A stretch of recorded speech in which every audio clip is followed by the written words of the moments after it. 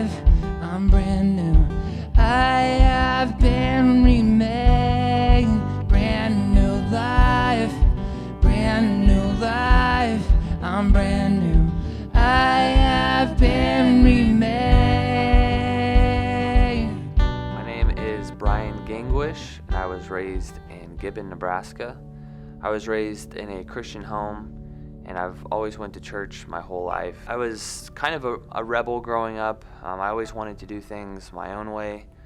I remember just hanging out with the friends that I had. They were kind of rougher crowd, I guess is what people would say. I really liked skateboarding, and skateboarding was one of my favorite hobbies, and there was only a couple kids in Gibbon that were skateboarders as well, but with that crowd kind of came some bad choices, and I kind of started to get into I started smoking cigarettes, and I started to drink, and it kind of just spiraled from there. I always kind of struggled, I guess, with juggling faith and friends growing up, and it wasn't until I was probably around 13 or 14 is when life kind of really got hard for me.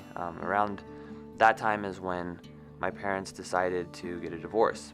It was so hard, and I just had such a hard time juggling everything that I kept falling back into my sin. I kept falling back into what I wanted instead of asking what God would want for me. But I remember during my senior year, I finally I'd had enough. And I made the choice to stop hanging out with my friends at the time. I mean, it got to the point where it was just harder drugs were being introduced to me. I kept trying to do things by my own strength of thinking like, okay, I can do this. I just need to try harder. I just need to try harder. And it's like when Paul talks about in Galatians about this battle of the flesh and the spirit. I just kept trying to do things by the flesh of my own strength. I can do this. I can manage my own life on my own. I just had to keep trying harder.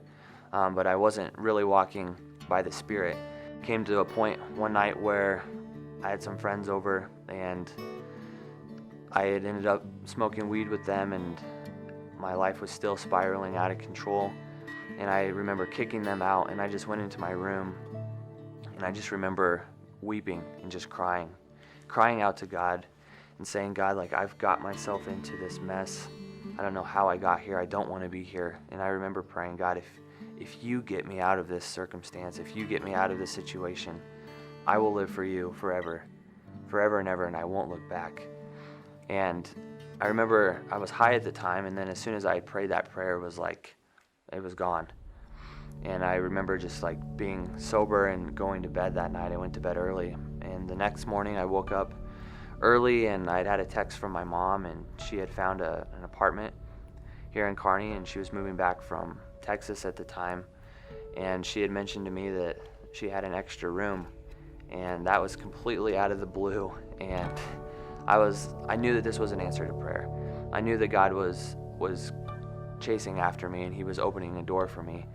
And I texted my mom, and I asked if I could move in and come see the place, and she's thought that would be a great idea. And so the next day I remember just choosing, I'm like, I'm gonna move in. And I did that. I'd quit the band. I'd broken up with my girlfriend at the time, and I just started to pursue Christ. I remember my girlfriend one day was asking me, what do you want? She was confused because I was dragging her into this confusion, and I was just as confused. And I remember telling her, I just want to live for Christ.